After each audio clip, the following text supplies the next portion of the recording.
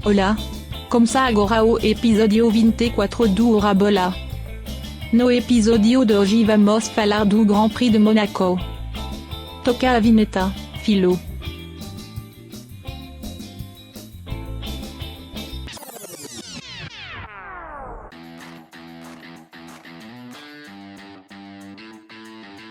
Merci, Marie!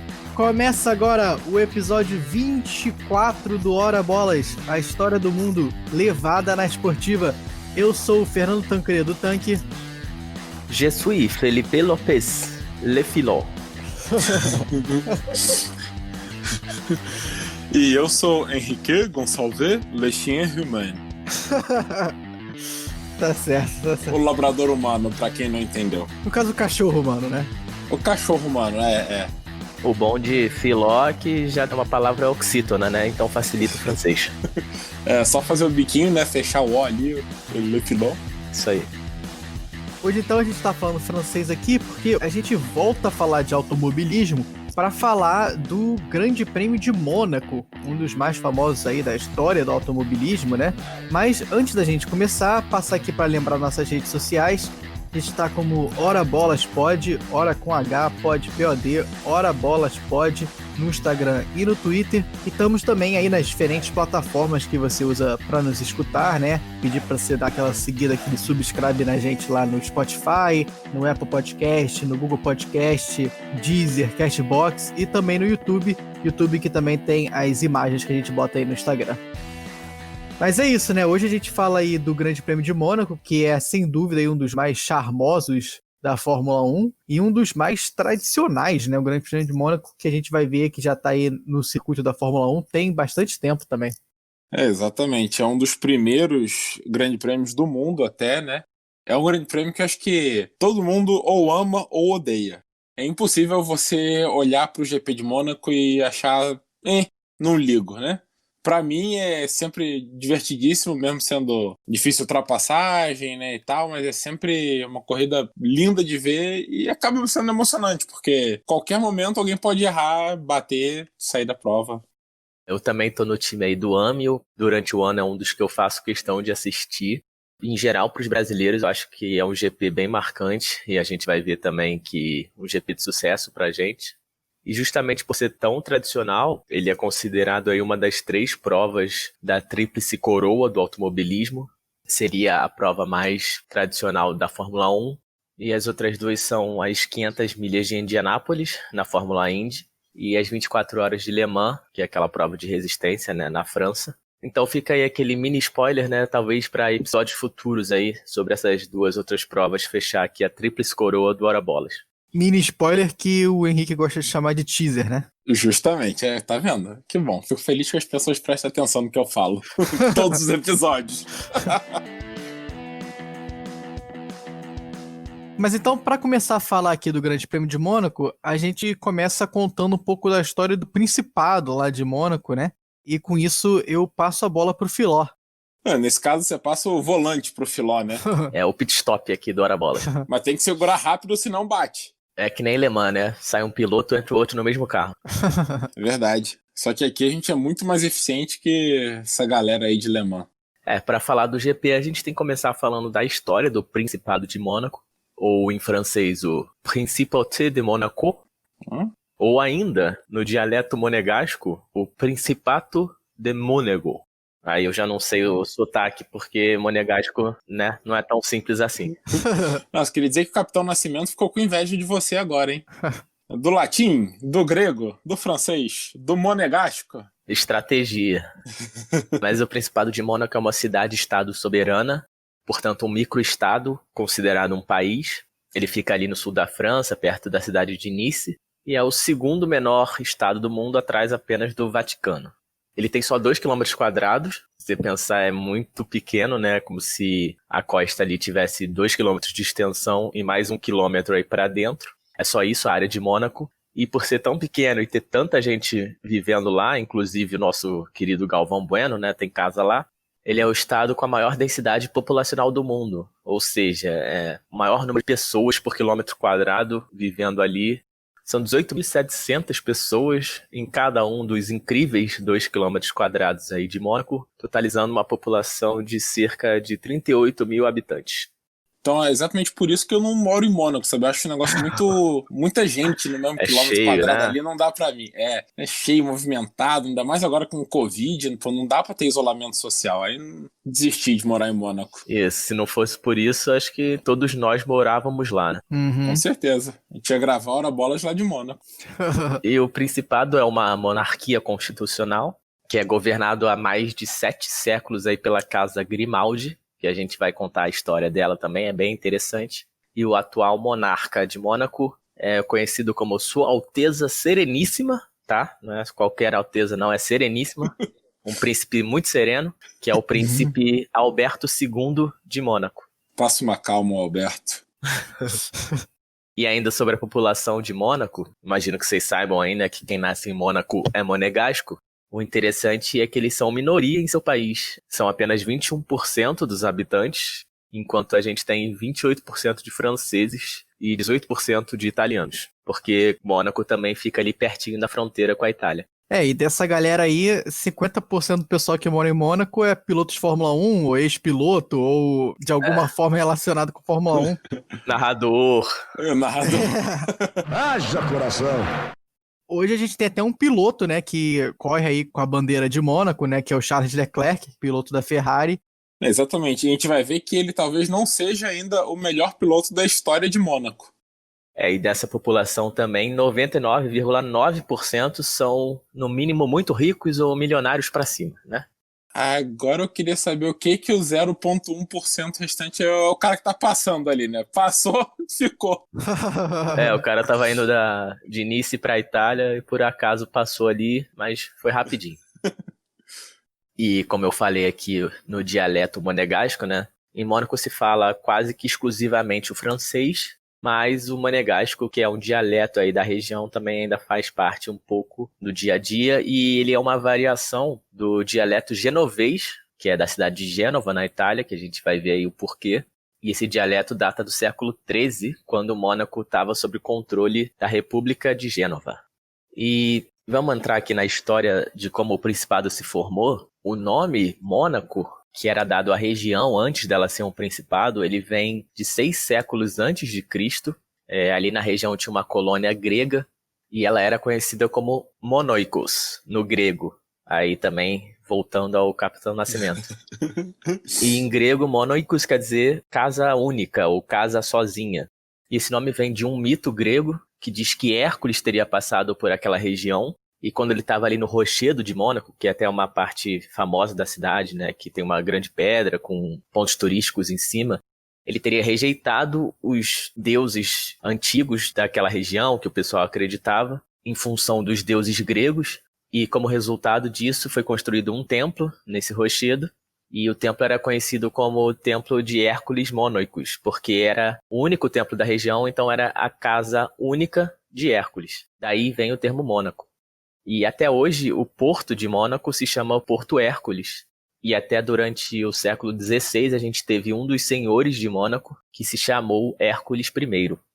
Maneira essa história aí, não conhecia não. Vou até fazer uma piada aqui, mas sem querer tirar muito aí o brilho da história. Eu ia falar que o nome é Monoikos, foi dado a Mônaco porque eles achavam que Mônaco era tão pequeno que só cabia uma casa lá. Desde aquela época não cresceu muito mais que isso não, né? Agora é 2 oicos. E uma delas é a do Galvão Bueno. É isso, quem mora lá é só o Hércules e o Galvão Bueno. Enfim, então a origem de Mônaco é dessa colônia grega de antes de Cristo até, e depois passaram-se séculos e acabou que a região ficou sob domínio do Império Romano, né, naquele domínio que a gente contou aí no nosso episódio 21, até que no século XIII, um dos imperadores romanos passou o controle da região para a República Genovesa, que é da atual cidade de Gênova, que fica na Itália, mas naquela época a Itália ainda não era unificada. E Mônaco foi pela primeira vez governado por um membro da Casa Grimaldi, que é a casa histórica que domina o Principado, em 1297, quando o Francesco Grimaldi, que era de Gênova, e tinha o apelido de Malizia, malícia em italiano. Você vê que o cara já, né, tinha vários planos aí. Cara brabo. Você vê aí que Mônaco saiu de ter um príncipe com apelido Malícia pra um cara que hoje é sereno, né? Então, melhorou bastante aí. É, evolução ao longo dos anos. E pelo apelido a gente já vê quais eram as ideias do Francesco, e foi justamente o que ele botou em ação quando, em 1297, ele e os seus homens capturaram a fortaleza do Rochedo de Mônaco, se fingindo de monges franciscanos. Veja só você. Esses sim, serenos, né? É daí que veio o nome do rei. Quem sabe é daí. E eles se fantasiaram, então, para conseguir dominar a fortaleza. O interessante é que tem uma coincidência aí nessa história que a palavra monge, em italiano, é Mônaco. E sendo que o lugar já chamava Mônaco. Olha só. Buguei. Buguei. De explodir o cérebro. E outra coincidência é que os monges eram franciscanos e o nome do Grimaldi era Francesco. Justamente. É pra facilitar o disfarce, né? Já tá com o mesmo nome, ninguém duvida. Então ele não tava fantasiado de monge franciscano, ele só se chamava Francesco e tava em Mônaco. Ele era o Francesco de Mônaco. E aí os monges entenderam errado. Pessoal que deve ter entendido errado aí o negócio.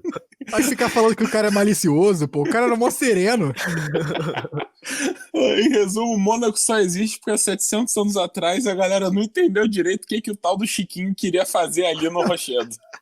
O Chiquinho não era nem malicioso, rapaz. Veja só, a história nos enganou. Ora, bolas desvendando mitos. Mas, continuando a história do Francesco malicioso / sereno, ele ficou poucos anos no poder de Mônaco. Logo depois ele foi expulso pelas forças genovesas. E a gente vê que esse duelo da família Grimaldi com os genoveses é uma disputa basicamente familiar, né? Aquela treta de família, porque os Grimaldi são uma família genovesa, mas que acabou migrando aí para a região de Mônaco. E essa treta aí continuou por mais um século, essa disputa pelo Rochedo de Mônaco, até que as forças genovesas começaram a se ocupar com outros conflitos, então foram perdendo força, e no fim do século XIV, Gênova acabou perdendo Mônaco para o reino de Aragão, que era o reino aí sediado no que viria a ser a futura Espanha, e que também na época era bastante forte, dominou regiões da França, da Itália e por aí vai. E é interessante a gente falar disso porque a gente falou também no episódio 22 que Boca Juniors e River Plate, né, os dois fazem menção aí, vieram do bairro da Boca, que é o bairro genovês, né, de Buenos Aires, e os chineses são os genoveses. Então você vê aí que realmente Gênova foi por muitos séculos uma das maiores regiões, digamos, uma das maiores repúblicas da Europa antes da unificação aí dos países. E depois Mônaco voltou ao controle da família Grimaldi em 1419, quando a família comprou a região da Coroa de Aragão, que já estava em várias guerras, conflitos, então estava precisando aí daquela ajuda financeira. E a partir daí os Grimaldi viraram os governantes soberanos da região. E aí foram 200 anos sem grandes conflitos de domínio da família Grimaldi. Uma época serena. Uma época serena. Finalmente uma época serena na história de Mônaco. E nessa época o governante não se chamava príncipe ainda. Ele era conhecido como Senhor de Mônaco. Até que em 1612, o Senhor de Mônaco, Honoré II, foi o primeiro a se chamar de Príncipe de Mônaco. E desde então passou a se utilizar essa nomenclatura e se referia a Mônaco como um principado. E aí o próprio Honoré II, 20 anos depois, em 1630, ele começou a estreitar suas relações com o governo francês e a França ajudou Mônaco a se proteger das forças espanholas que estavam tentando invadir a região. Depois, em 1642, ele foi recebido na corte do Luís XIII, e a partir daí essa relação ficou bem mais próxima, e os príncipes de Mônaco passaram a ser vassalos dos reis franceses, mas ainda se mantendo príncipes soberanos, né? Uma coisa aí bem Game of Thrones. Com certeza. E foi justamente a partir dessa aproximação entre Mônaco e a coroa francesa que os membros da família Grimaldi, os futuros príncipes e princesas, começaram a participar ali da corte francesa da época. Começou a partir dali a desenvolver mais o principado. E aí Mônaco continuou existindo como um protetorado da França até a Revolução Francesa. A Revolução Francesa, que é um dos eventos mais importantes da história do mundo, né? Acho que todo mundo estuda no colégio. E ela começou em 1789 e depois, em 1793, as forças revolucionárias capturaram Mônaco e a região ficou sob controle direto da França a partir daí. A Revolução Francesa viria a acabar em 1799, quando Napoleão foi nomeado como o primeiro cônsul do país. E nessa época, Mônaco, assim como grande parte da Europa, era controlada pelo governo francês de Napoleão. Até que em 1814, 15 anos depois, os Grimaldi conseguiram recuperar o trono por causa da queda de Napoleão. E no ano seguinte, 1815, aconteceu o Congresso de Viena, que foi uma das mais importantes conferências internacionais da história da Europa, e ela acabou redividindo as regiões da Europa depois da queda do Napoleão. Então, o Congresso de Viena colocou Mônaco sob proteção do Reino da Sardenha, que é uma ilha bem grande que fica ali a oeste da Itália, no Mar Mediterrâneo. E na época era um reino separado, porque a Itália ainda não era unificada. Então, Mônaco ficou sob domínio da Sardenha até 1860, quando aconteceu o Tratado de Turim, né? Um tratado, obviamente, assinado aí na cidade italiana de Turim. E nele foi decidido que as forças da Sardenha seriam retiradas tanto do Principado quanto da cidade de Nice, que também estava sob domínio deles.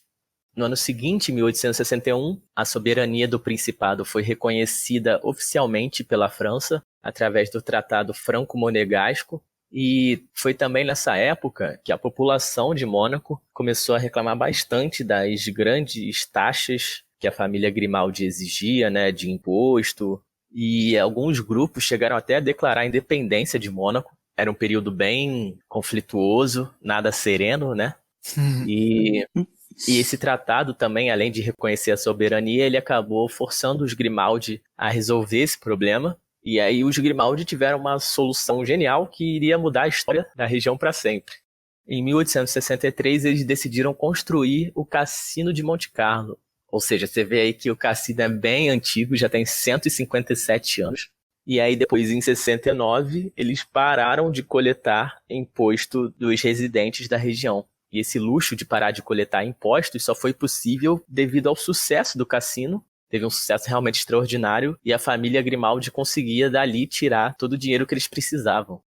E é daí que vem essa relação de Mônaco com muitos habitantes ricos, né? Porque a região realmente virou quase que um parque de diversões aí para os ricos, com cassino, né? Uma vida fora do padrão, além de virar um lugar perfeito para eles viverem, porque até hoje a região é um paraíso fiscal, não possui imposto de renda, tem baixíssimos impostos comerciais, e é aquilo que a gente falou no início, né? De só ter praticamente gente rica lá. E a razão vem muito dessas duas decisões da família Grimaldi, uma de construir o cassino e outra de parar de cobrar impostos. É genial, né? Em vez de você cobrar das pessoas que elas te paguem, você faz as pessoas voluntariamente pagarem ao governo. Realmente brilhante, né? Você vai lá no cassino e paga o seu imposto no cassino. Se divertindo ainda, sem nem saber que tá pagando. É o único lugar do mundo que você paga imposto rindo. Isso. Paga rindo e ainda paga mais do que deveria, provavelmente, né? Com certeza. Até porque para você governar um país que só tem 2 km², não deve ser tão difícil assim.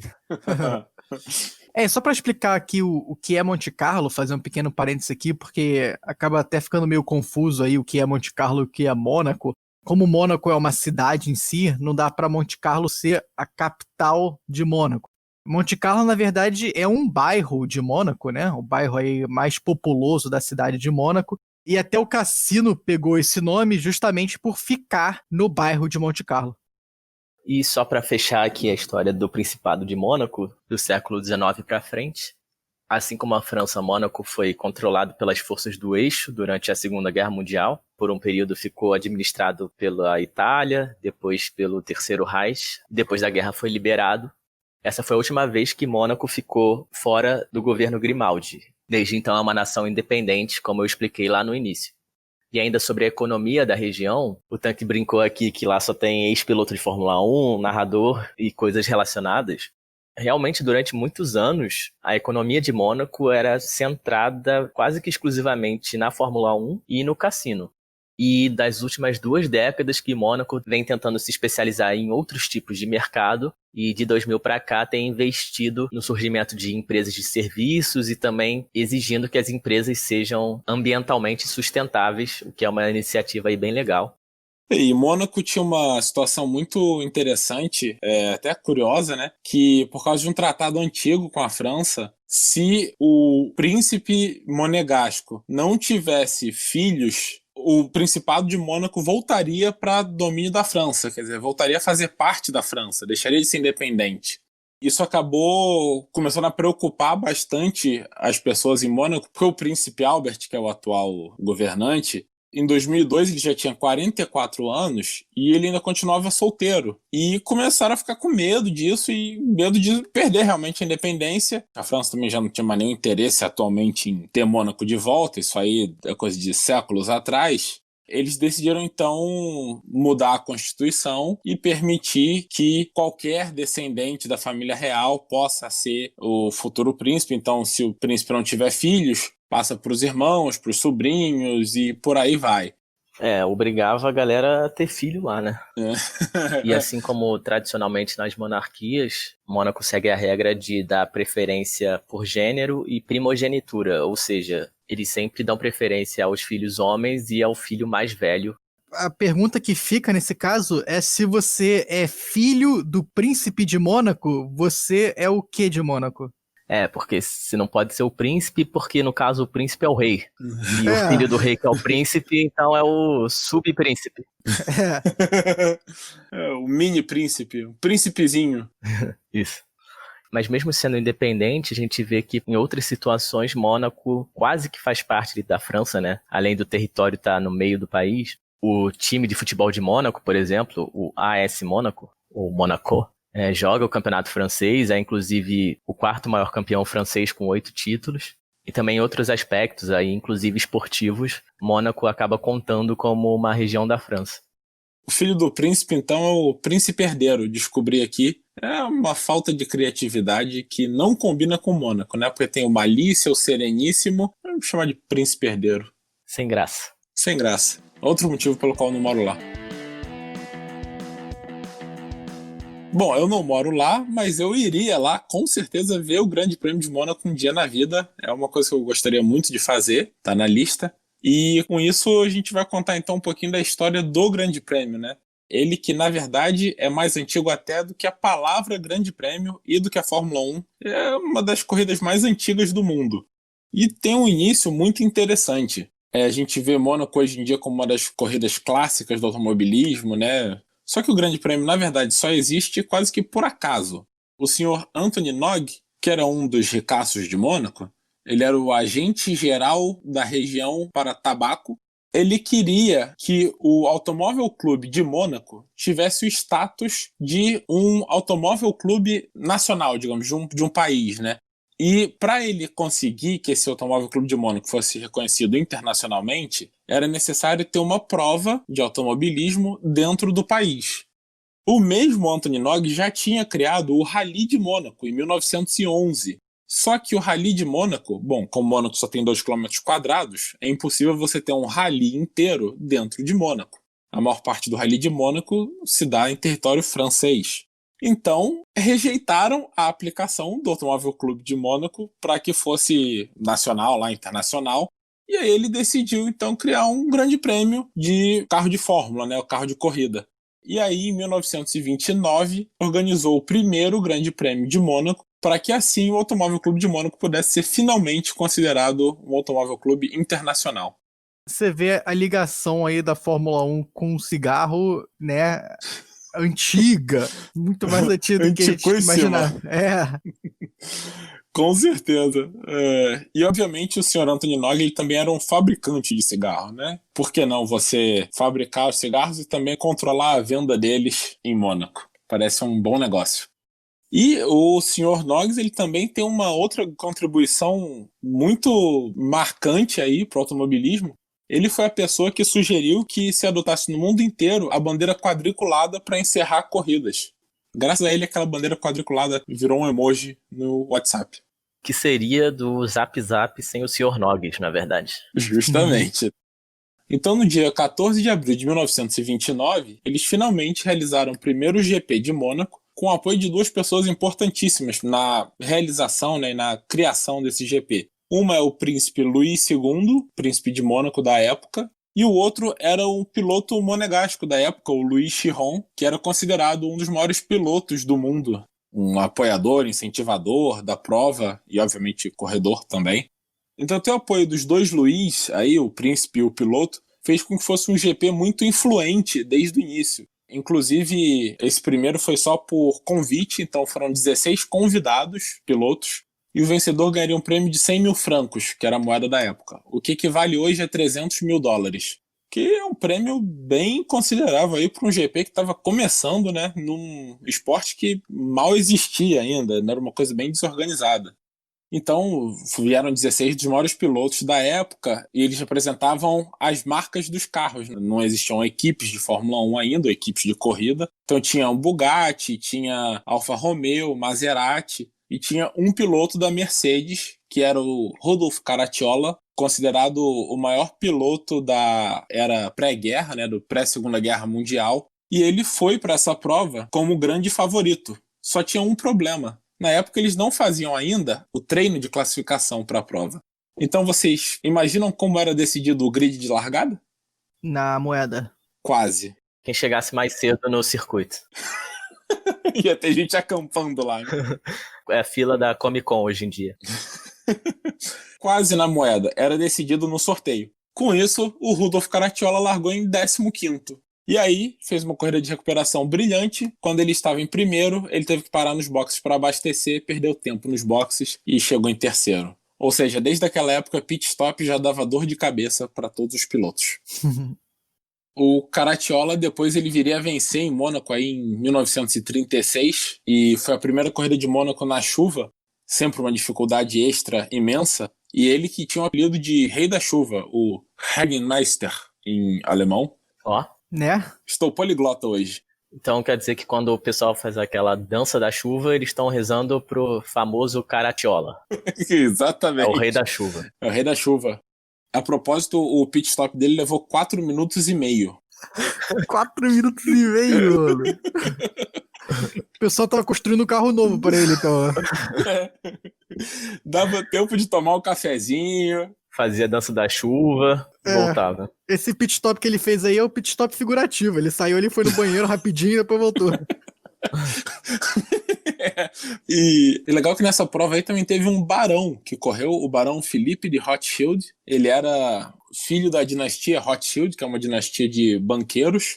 Era um daqueles bon vivant, né? Ele gostava de aproveitar a vida, queria saber nada de banco. Só que ele também não queria que soubessem que ele estava correndo, o barão. Então ele correu com o pseudônimo de Jorge Philippe, que é o nome dele. Enganou bem. Enganou, criativo. Um bom vivant é o habitante ideal de Mônaco aí, né? Um bom vivant com dinheiro, no caso. Com certeza. E essa família tem tudo a ver com carros aí, né? A família Rothschild, Hot Wheels, é a mesma coisa. Esse leva o hora bolas murchas do episódio. A minha piada ia ser se ele corria com um carro vermelho, né? Que ele seria o Barão Vermelho. Mas essa... Mas depois do Hot Wheels fica difícil. Mas essa superou. Não tinha como competir. É. Por fim, o Louis Chiron, piloto de Mônaco aí, que tinha sido um dos apoiadores do Grande Prêmio, ele não correu, porque ele já tinha se comprometido a correr nas 500 milhas de Indianápolis, do mesmo dia. Acabou ficando fora da primeira corrida de Mônaco. Corrida, aliás, que teve 100 voltas. E você imagina que naquela época, carros muito mais lentos, a volta mais rápida da prova teve 2 minutos e 15, a prova inteira levou 4 horas. Se cada volta aí são 2 minutos e 15, o Caracciola lá que fez aquele pit stop de 4 minutos e meio, ficou parado no pit 2 voltas, mais de 2 voltas, né? E o mais incrível é que ele terminou 2 minutos atrás do vencedor só. Ou seja, ele estava uma volta à frente e voltou uma volta atrás. O GP de Mônaco, como a gente contou no início, tinha sua largada decidida pelo sorteio, foi também inovador nessa área. Em 1933, ele foi o primeiro grande prêmio na história a decidir suas posições com um treino de classificação. E aí ele continuou bem popular aí até a Segunda Guerra Mundial, até 1937, 38, ele já não existiu. E depois, quando voltou da Segunda Guerra, até demorou a engrenar de novo. Foi um GP que teve dificuldades de ser realizado por falta de dinheiro mesmo. Até que em 1955 ele finalmente entrou de vez no calendário da Fórmula 1 e nunca mais saiu até 2020, quando ele teve que ser cancelado por causa do Covid. Não podia ser diferente, né? E no começo do episódio aí, o Henrique falou que o circuito de Mônaco ou você ama ou você odeia, né? E uma das principais razões para isso é porque o circuito de Mônaco é um daqueles circuitos de rua. Os circuitos de rua, que são circuitos automobilísticos que são temporariamente construídos usando ruas da própria cidade. Então, diferentemente de um autódromo, que você tem um circuito próprio ali fechado, onde é uma coisa que só serve para corrida de carros ou automobilismo em geral, circuitos de rua geralmente usam ruas civis, né, que as pessoas usam aí durante o dia a dia, e aí durante aquele fim de semana você bota aí diferentes barricadas em alguns lugares da cidade e você faz um trajeto que fica ali como aquele circuito. Essas ruas onde os carros de Fórmula 1 correm aí por mais de 60 anos, na verdade são ruas da cidade de Mônaco mesmo, né? Quem visita Mônaco é muito comum as pessoas, se você tiver um carro, você até fazer o próprio trajeto, porque você consegue, né, com seu carro normal.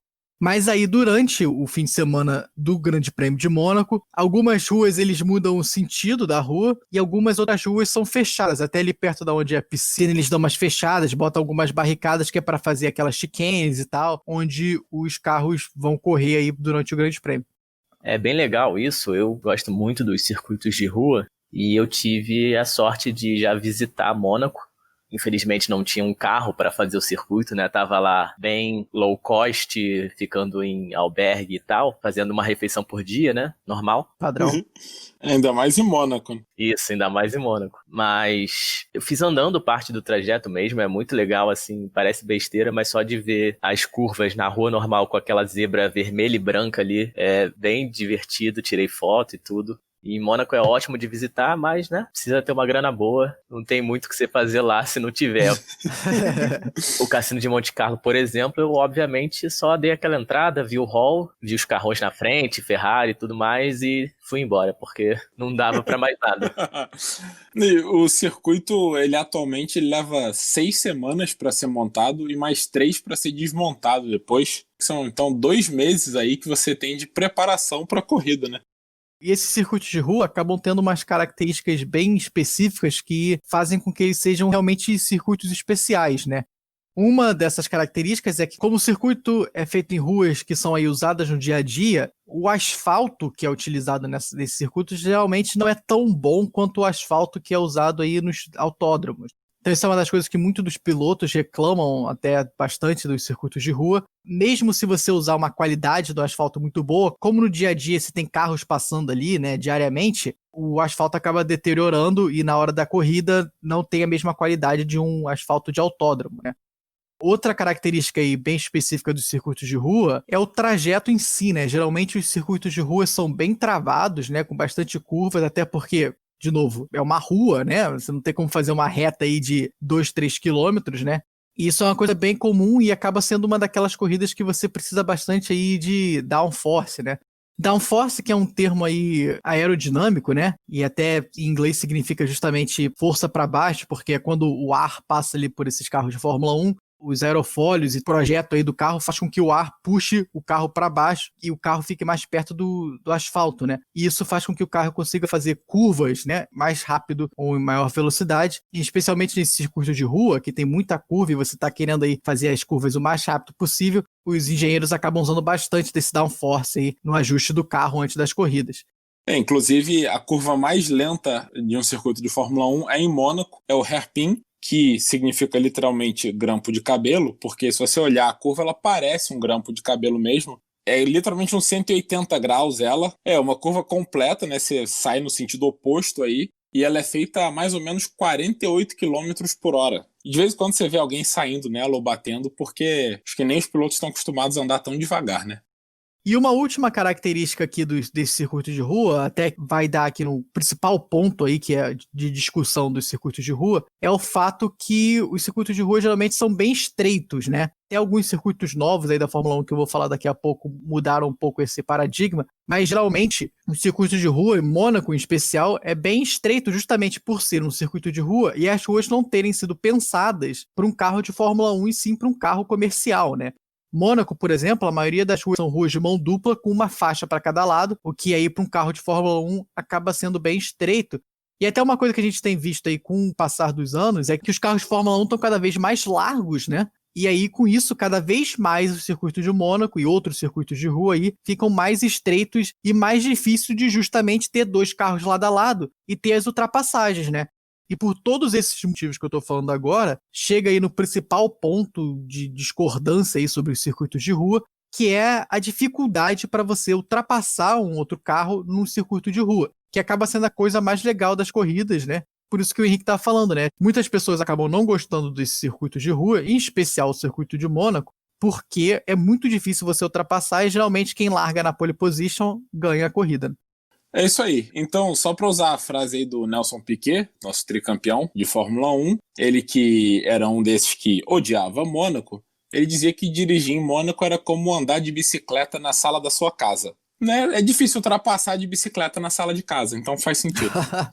A metáfora aí é até interessante e justa, mas o Nelson Piquet também era meio mala, né? E nunca ganhou em Mônaco, então é fácil odiar o circuito. Se ele tivesse ganhado, acho que ele ia gostar mais. Concordo, apoiado.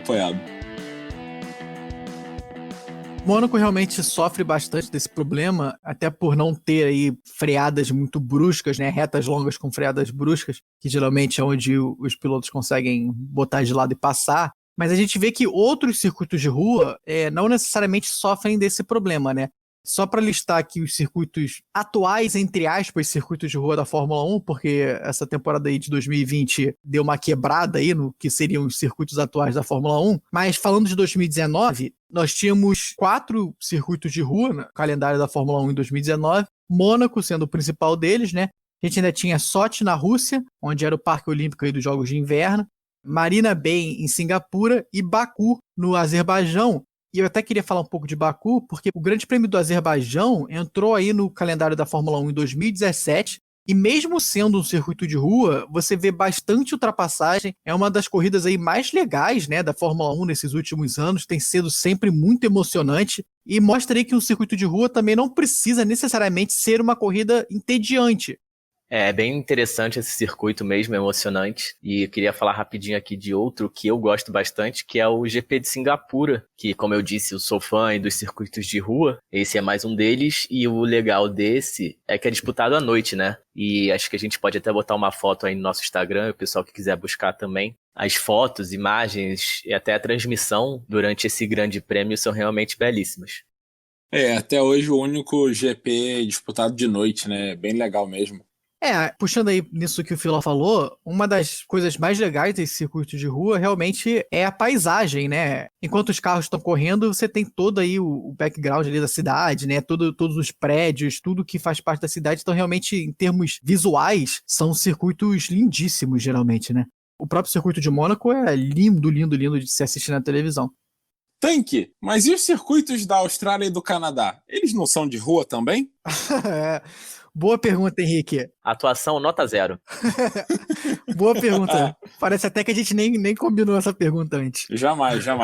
Tudo na hora.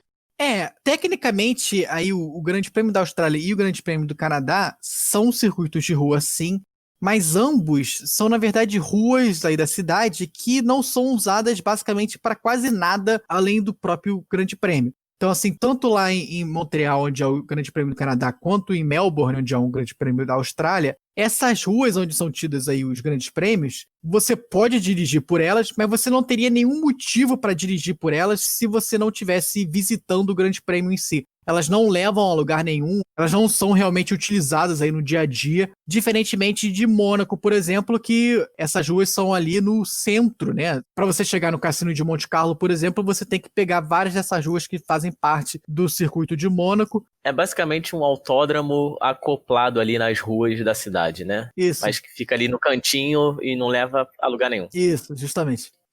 E para fechar aqui o circuito de rua da Fórmula 1, tem um circuito de rua novo que vai começar aí a partir de 2021, que é o Grande Prêmio do Vietnã, que vai ser disputado em Hanoi, que é a capital lá do Vietnã, e na verdade estava até marcado para estrear em 2020, né, ser a primeira edição aí do Grande Prêmio do Vietnã, mas com o corona e com tudo isso acabou sendo adiado para 2021. Mas antes da gente passar aqui para o nosso próximo segmento e começar a especular aqui sobre diferentes cidades que a gente gostaria de ver circuitos de rua também, vou só passar aqui para falar de algumas estatísticas aqui do Grande Prêmio de Mônaco. O piloto com o maior número de vitórias no Grande Prêmio de Mônaco é o nosso querido Ayrton Senna, glorioso Ayrton Senna, que ganhou aí 6 vezes no Grande Prêmio de Mônaco e teve até uma segunda colocação aí sofrida, né? O Ayrton ganhou em 87, perdeu em 88, ganhou em 89, 90, 91, 92, 93, ou seja, 5 anos seguidos e 6 de 7 anos de 87 a 93, antes aí dele acabar falecendo em 94, né? A gente vê até que, na verdade, o Senna ele poderia ter tido 8 vitórias em vez de 6. Em 88, o único desses anos aí que interrompeu a sequência das 6 vitórias dele, ele liderava com folga, estava basicamente com a corrida na mão. Quando ele bateu na entrada do túnel, perdeu a concentração mesmo e bateu sozinho. Com isso, né, obviamente, perdeu. Só que mais dolorosa ainda do que essa é a corrida de 84, que era o ano de estreia dele na Fórmula 1. Ele estava na Toleman, uma equipe bem ruim, só que em 84 choveu em Mônaco, e quando chove em Mônaco, vira um caos. Além disso, o Senna sempre foi conhecido por ser um grande piloto na chuva, talvez um dos melhores pilotos da história na chuva. É o discípulo do Rei Caracciola. É isso aí, Caracciola está orgulhoso do Senna. Então o Senna largou em 13º e ele veio recuperando a prova inteira e ultrapassando todo mundo dos jeitos mais absurdos possíveis. Era como se todo mundo tivesse com medo da chuva e para o Senna era uma pista normal, seca. E ele estava a 7 segundos de diferença do Prost, que era o primeiro, na volta 31 de 78. Para você ver o quanto ele tirou de tempo em 31 voltas só. E o Prost, sentindo que ele ia perder a liderança e perder a prova, ele que brigava pelo título já naquele ano, enquanto o Senna era só um estreante, ele começou a acenar para os comissários de prova para que encerrasse a prova, porque estava muita chuva. O comissário-chefe daquela prova era o Jack Ickx, um ex-piloto da Fórmula 1, e que era muito amigo do Prost, coincidentemente.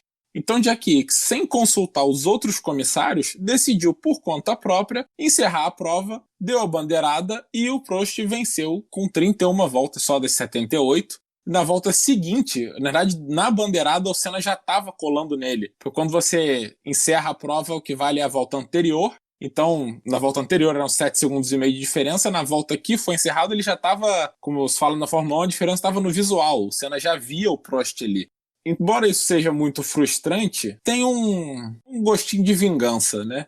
Quando a prova é encerrada com menos de 3/4 dela completados, os pontos só valem pela metade. Com isso, Prost ganhou 4,5 pontos, porque a vitória naquela época dava 9 pontos. O principal rival dele naquele campeonato era o Niki Lauda, que já tinha batido e faria 0 pontos de qualquer forma. Bom, no final do campeonato, o Prost perdeu o título por meio ponto. Ou seja, se ele chega em segundo numa prova completa, ele faria 6 pontos e teria sido campeão. Pediu para encerrar antes, perdeu o título. É isso que eu chamo de karma bem feito, né? Com certeza. Merecidíssimo. O Alan Prost, que é com certeza um dos pilotos mais odiados aqui no Brasil, e com razão. Sem dúvida nenhuma.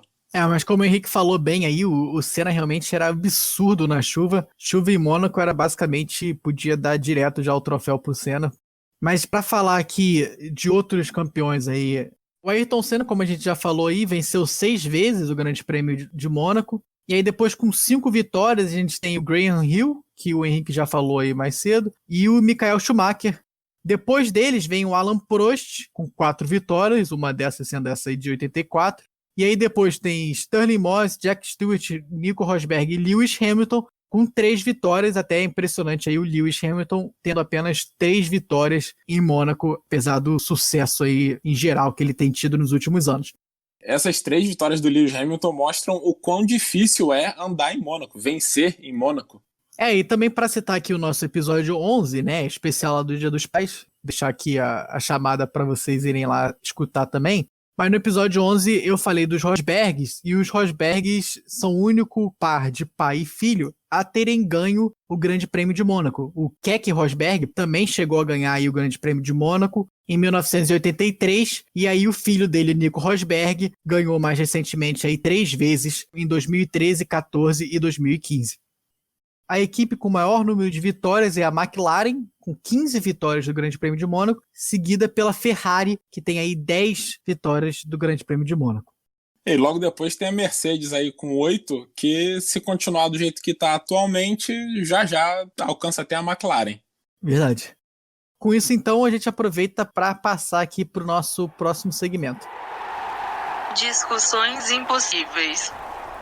No segmento de discussões impossíveis da semana, a gente faz uma das discussões aqui mais interessantes do nosso podcast, uma das mais viajadas, talvez, literalmente, que é quando a gente vai pensar aqui diferentes cidades no mundo que poderiam receber um circuito de rua ou que a gente gostaria de ver um circuito de rua. Viajadas de fato, né? Vamos viajar na maionese aqui e viajar ao redor do mundo para visitar essas cidades. Pelo computador mesmo, porque ao vivo nem o Covid nem o dinheiro deixam, né? O Google é o que sobra. Para começar aqui, eu queria sugerir o Grande Prêmio de Nikit City, né? Minha querida Niterói. Acho que seria uma corrida interessantíssima, passando ali pelo MAC, Museu de Arte Contemporânea, né? Acho que seria bonito aquela descida ali para as praias. Eu acho que como aí o foco principal aí de Niterói, a vista assim do Rio de Janeiro, do circuito, ia ser linda mesmo. Vou até viajar ainda mais. Acho que poderia ser um grande prêmio conjunto Rio-Niterói. Olha, pegando a ponte ali no meio. Apoio. Acho que isso ia fazer sucesso, hein? Gostei da ideia. Puxando pra falar das cidades aí com mais tráfego do mundo, Rio de Janeiro, obviamente, aparece aí nessa lista, né? A gente já falou. Que tem tanto mais tráfego quanto mais tráfico também, né? Não dava pra ter falado errado, né? Nessa aí do Rio de Janeiro. Mas eu queria propor aqui o Grande Prêmio de Roma, né? Passando ali pelo Coliseu, pelo Fórum e também dando uma parada ali no tráfego de Roma também, que faz parte, né? Aquele trânsito lindíssimo. Chamou. Quem passar o tráfego primeiro vence, né? Tem que desviar dos velhinhos andando na rua, do turista chinês com câmera fotográfica. É um desafio. Mas eu acho que seriam também aí um dos mais bonitos em termos de paisagem, né? Coliseu, pode ir ali no Fórum Romano, no Vaticano. Eu, na verdade, não sei quão perto essas coisas são assim de cabeça, mas aqui, como a discussão é impossível mesmo, a gente faz um circuito gigante, é uma volta só e é isso. Pô, tinha um circuito pegando 13 km da ponte Rio-Niterói pro lado, depois 13 pro outro. Saiu de menos. A realidade é o que menos importa aqui no Discussões Impossíveis. O circuito Rio-Niterói, por exemplo, ia ter aí uma volta de 15 minutos. Sem trânsito. Com trânsito ia levar mais que as 4 horas do primeiro GP de Mônaco. E sem blitz da polícia também. Sem falar do tiroteio, né? Que aí para tudo. Carro dando ré no meio da prova. Pilotos abandonam o carro, né? Correndo no outro sentido. Eu acho que uma boa também é ser o GP de Las Vegas. Ali falando em retas, né? Você pegava aquela reta dos cassinos ali, saía da cidade e chegava no deserto também, né? Podia ser um GP que era metade na cidade, metade no deserto. Essa ideia é boa mesmo. E também ia ser uma bela paisagem aí. O deserto do Arizona. Eu tava esperando alguém falar isso aqui, tava com a minha lista aqui de circuitos da história da Fórmula 1, porque já houve um circuito em Las Vegas, curiosidade aqui pra vocês. Olha lá. Não por acaso, o Grande Prêmio se chamava o Grande Prêmio do Caesars Palace, que é aí o hotel e cassino mais famoso lá de Las Vegas, né? Em 81 e 82 fez parte aí do circuito da Fórmula 1 e era também aí um circuito de rua, né? Exatamente o que o Henrique tá pedindo aí. Já houve, Henrique, você tá Tô atrasado. falando bosta.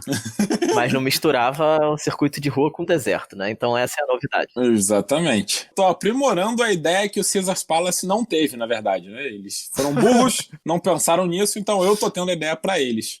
E seguindo na linha de circuitos nos Estados Unidos e com muitas retas, por que não o Grande Prêmio de Nova York? Ou melhor, de Manhattan, né? Ó. Imagina ali, você pega a Quinta Avenida, vai embora, de um lado da ilha até o outro, depois faz 2 curvas e volta pro lado inicial da ilha, um belo quadradão, o circuito de Nova York.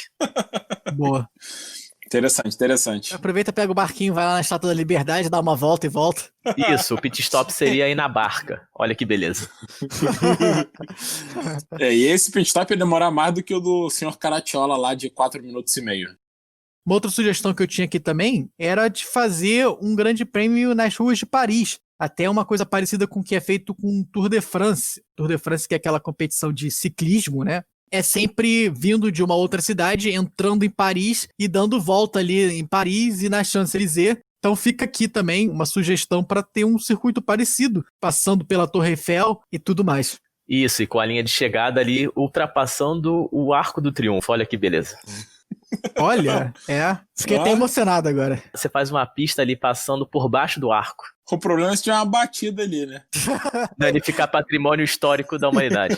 Derrubar a Torre Eiffel, coisa boba assim. Eu queria sugerir aí um outro grande prêmio também, já que a gente falou do grande prêmio do deserto. Podia ter o grande prêmio da Groenlândia, né? E aí seria feito no gelo. Acho que ia ser bem interessante. Gostei. Eu não faço a menor ideia como um carro de Fórmula 1 se comporta no gelo, mas acho justíssimo descobrirmos. Ué, você nunca viu Speed Racer, não? Ele aperta um botão, aí saem uns pininhos assim, aí corre no gelo. Eu dei mole, eu não vi esse. Eu faço ideia de como o carro da Fórmula 1 se comporta no gelo. Ele derrapa. Por isso, então, ia ser legal você parar nos boxes e trocar o pneu, em vez de pneu de chuva, você bota o pneu de neve, que é concorrente. É isso aí, acho que ia ficar legal. Eu gostaria que você desse uma sugestão de cidade na Groenlândia, por favor, Henrique, onde poderia ser essa corrida. Claro, a capital, Nuuk. Como é que é? Qual é a capital? N-U-U-K. É isso mesmo. Olha, de cabeça assim, na lata. Isso aí foram muitos anos olhando o Atlas da vovó quando eu era criança. E para fechar aqui, vou dar mais algumas sugestões. Acho que Barcelona seria um belo grande prêmio. Bonito. Opa, olha a informação. Barcelona já teve o seu circuito de rua também, na história da Fórmula 1. O circuito de Pedralbes. O grande prêmio da Espanha, que tem até hoje, né, na Fórmula 1, mas que em 51 e em 54 foi realizado aí nas ruas de Barcelona. Outra sugestão que eu tenho é expandir aí a Fórmula 1, assim como a Copa do Mundo foi para a África. Acho que podia ter o grande prêmio da Cidade do Cabo, também é belíssima. Esse realmente seria muito legal, a Cidade do Cabo, que eu nunca fui, na verdade, mas parece ser lindíssima, as imagens são lindas. E só para dar mais uma informação aqui em relação aos circuitos antigos, já que eu tô aqui no modo pegadinha com vocês, a África do Sul já recebeu o Grande Prêmio da Fórmula 1. O primeiro foi realizado em East London, que seria aí a Londres do Leste, né? Antes de migrar para uma outra cidade chamada Mid-Range. 23 edições do Grande Prêmio da África do Sul, mas nenhuma delas na Cidade do Cabo, como o Filó sugeriu aí. Eu acho que tinha alguém ali que criou essa cidade que tinha problemas de geografia, né? Porque East London não pode ficar na África do Sul. Eu acho que East London pode ser a leste de Londres, não? Pode ser. Deveria ser South London, né? Porque tá muito mais sul do que leste. Mas você desce o mundo inteiro e dá um passo pro lado. Tu não era o cara Atlas da vovó? Tá falando besteira aí agora. Outras sugestões aqui que eu trago para seguir na linha da África e misturar com a linha deserto, por que não um mix aí da Fórmula 1 com o Rally Dakar, também quem sabe, né? Bom. Deserto de Saara. Trago também a ideia do GP da China, só que na muralha da China. Esse aí eu tinha pensado também, esse é bom. Se cabe um carro nas ruas de Mônaco, por que não um carro na muralha chinesa? Justamente. É só achar uma partezinha ali maior que você dá meia volta e volta. Né? Essa lógica foi perfeita mesmo. Se cabe nas ruas de Mônaco, por que não na muralha? Irrefutável essa lógica. E para fechar aqui o nosso episódio, uma sugestão especial pro Henrique. Opa. O famoso GP de Buenos Aires, por que não? Ele que ama tanto aí os argentinos, vamos agraciá-los com o GP da Argentina. Que coisa linda, que maravilha. GP de Buenos Aires, aqui, outra curiosidade pra vocês aqui. Lá vem um chato da enciclopédia da Fórmula 1. Mas não é isso que eu vou falar, não. Essa ideia de um grande prêmio nas ruas de Buenos Aires acontece na nossa gloriosa Fórmula E. Ou Fórmula E, que tem esse nome porque são carros elétricos, né? Muito bom. Que já citamos aqui também, a Fórmula E. Sim, já citamos. E a Fórmula E, até que vale a pena a gente citar aqui nesse nosso episódio, porque ela é unicamente de circuitos de rua. Todas as provas são circuitos de rua, e uma dessas etapas é justamente em Buenos Aires. Se eu não me engano, é lá no Porto Madeiro, onde a gente já falou bastante aqui do Porto de Buenos Aires e tudo isso, mas é um dos cartões postais aí da cidade de Buenos Aires. É, só uma Fórmula E mesmo pra ir pra Buenos Aires, né? Porque se fosse uma fórmula mais importante, tem umas 127 cidades no mundo melhores pra você ir. Tá certo, então. Começou a xingar a Argentina, a gente aproveita para fechar o episódio aqui. Para lembrar nossas redes sociais, a gente tá como Hora Bolas Pod no Instagram e no Twitter. E estamos também aí nas diferentes plataformas que você usa para nos escutar: Spotify, Google Podcast, Apple Podcast, Deezer, Castbox. E estamos também no YouTube com as imagens. Eu agradeço aqui os meus copilotos do dia. Obrigado, Filó. Obrigado, Henrique. Tchau, pessoal, até semana que vem. E esse que foi um dos episódios que eu mais gostei de gravar aqui, sempre destilando aquele ódio ao Alan Prost e aos argentinos, mas esse segundo aí só pelo lado do Henrique. Já que não teve nenhum animal hoje pra eu imitar no fim, né?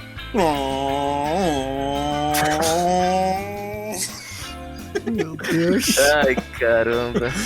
Valeu, galera. Sempre bom estar com vocês. Até a próxima semana. Henrique, que é realmente é um super gêmeo, Henrique, né? Vira qualquer coisa que você quiser. Super Gêmeos, ativar! É o mestre sonoplasta do Hora Bolas. Nossa, gostei desse apelido aí. Ficou bonito mesmo, Ficou bom, né? É bom que eu não preciso nem me dar o trabalho de buscar os sons na internet pra editar aqui no programa. Justamente. Pra que vinheta quando você tem um Henrique? Isso. Tá bom, mas é isso aí, galera. Obrigado de novo aí por vocês nos escutarem. Até semana que vem. Abraço.